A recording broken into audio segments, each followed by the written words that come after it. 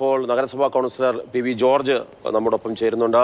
Shri George, കടുവയുടെ ആക്രമണത്തിൽ ഇപ്പോൾ രാധ എന്ന സ്ത്രീക്ക് ജീവൻ നഷ്ടപ്പെട്ടു എന്നുള്ള വിവരമാണ് ലഭിക്കുന്നത്. ഇപ്പോൾ അവിടുന്ന് നൽകാൻ കഴിയുന്ന ഏറ്റവും പുതിയ വിവരം എന്താണ്? കാടിനകത്തേക്ക് പ്രവേശിക്കാൻ സാധിച്ചിട്ടുണ്ടോ ആർക്കെങ്കിലും? ഹലോ ഹലോ, കേൾക്കാമോ?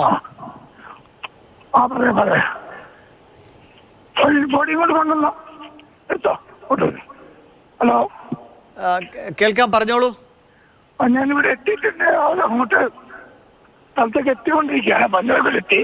ഏതാണ്ട് ജസ്റ്റ് അവിടെ എത്തിച്ചായിരുന്നു. ഇപ്പം നമ്മൾ വയനാട്ടിലെ വന്യമൃഗ ആക്രമണം കൊണ്ട് ജീവിക്കാൻ പറ്റാത്ത സാഹചര്യമാണ്. കൃഷിക്കാരും തൊഴിലാളികളും എല്ലാവർക്കും നേരം വെളുത്താൽ രാത്രി വീട്ടിലേക്ക് തിരിച്ചു പോവില്ല എന്ന അവസ്ഥയാണ് ഫോറസ്റ്റിന്റെ അടുത്ത് താമസിക്കുന്ന ആളുകൾക്ക് ഉണ്ടാവുന്നത്.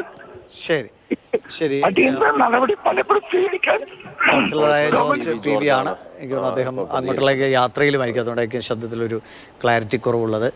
നേരത്തെ കമൽ, മുമ്പ് പുൽപ്പള്ളിയിൽ, അമരക്കുനി തുടങ്ങിയ പല പ്രദേശങ്ങളിലും വന്യജീവി ആക്രമണം ഉണ്ടാകും, കടുവയുടെ ആക്രമണം ഉണ്ടാകുന്നു, വളർത്തുമൃഗങ്ങളെ കൊല്ലുന്നു എന്നൊക്കെയുള്ള വാർത്ത അവിടെ നിന്ന് കമൽ നൽകിയിട്ടുണ്ട്. സ്വാഭാവികമായിട്ടും ഇത്തരമൊരു ആക്രമണം തുടരുന്നു എന്നുള്ളതിൻ്റെ ഒരു ജാഗ്രതയൊക്കെ ഈ പ്രദേശത്ത് ഉണ്ടായിരുന്നതല്ലേ? പിന്നെയും ഇത്തരം കാപ്പിത്തോട്ടത്തിലേക്ക് പോയി ഒരു ജീവൻ നഷ്ടപ്പെടുന്നൊരു സാഹചര്യം ഉണ്ടായത് എങ്ങനെയാണെന്നുള്ള വിശദാംശങ്ങളുണ്ടോ? മാർഷൽ, അത്തരത്തിൽ ജാഗ്രതാ നിർദ്ദേശമൊക്കെ നൽകിയാൽ കൂടി ആളുകൾക്ക് അവരുടെ തൊഴിലിൽ ഏർപ്പെടേണ്ടതുണ്ട്, ഭക്ഷ്യോൽപ്പന്നങ്ങൾ വിളവെടുക്കേണ്ടതുണ്ട്. കാരണം ഇത്തരത്തിൽ വനവുമായി ഇടകലർന്ന് കിടക്കുന്ന പ്രദേശങ്ങളാണ് വയനാട്ടിൽ ഏറെ ഭാഗങ്ങളിലും ഉള്ളത്.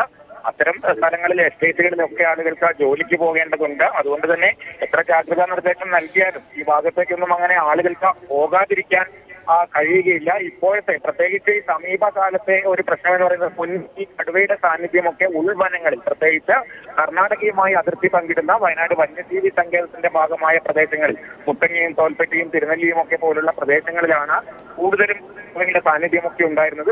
ഇപ്പോൾ അത് മാറി ഈ റിസർവ് വനങ്ങളിലേക്കൊക്കെ, ഈ നാടുമായി കൂടുതൽ ഇടകലർന്ന് കിടക്കുന്ന വനപ്രദേശങ്ങളിലേക്ക് കൂടി കടുവയുടെ സാന്നിധ്യം ഉണ്ടാകുന്നു. അങ്ങനെയാണ് ഈ വൈത്തിരി, ലക്കിടി, താമരശ്ശേരി ചുരത്തോട് ചേർന്ന് കിടക്കുന്ന പ്രദേശങ്ങളിലടക്കം, കൽപ്പറ്റ നഗരസഭയിലെ പ്രദേശങ്ങളിലടക്കം കടുവയുടെ സാന്നിധ്യം റിപ്പോർട്ട് ചെയ്യുന്നു. അത്തരത്തിൽ കൂടുതൽ ജനവാസ മേഖലയുമായി ചേർന്ന് കിടക്കുന്ന വനപ്രദേശങ്ങളിലേക്ക് കടുവയുടെ സാന്നിധ്യം ഉണ്ടാകുന്നത് ഈ സമീപ വർഷങ്ങളിലാണ്. അതുകൊണ്ട് തന്നെ ആളുകൾക്ക് എത്ര ജാഗ്രതാ നിർദ്ദേശം നൽകിയാലും, മുന്നറിയിപ്പ് നൽകിയാലും ജനങ്ങൾക്ക് ഈ പ്രദേശങ്ങളിൽ പോകാതിരിക്കുക എന്നുള്ള ഒരു സാഹചര്യം ഇല്ല. കാരണം പ്രത്യേകിച്ച് കാർഷിക മേഖലയാകുമ്പോൾ ഇപ്പോൾ കാപ്പിയും കുരുമുളകും ഒക്കെ വിളവെടുക്കുന്ന, വയനാട്ടിലെ പ്രധാന നാണ്യവിളകൾ വിളവെടുക്കുന്ന സമയമാണ്. കാപ്പിക്ക് വലിയ വിലയൊക്കെയുള്ള സമയമാണ്. അതുകൊണ്ട് തന്നെ കാപ്പിത്തോട്ടങ്ങളിലൊക്കെ കൂടുതൽ തൊഴിലാളികൾ ഉണ്ടാകുന്ന സമയമാണ്.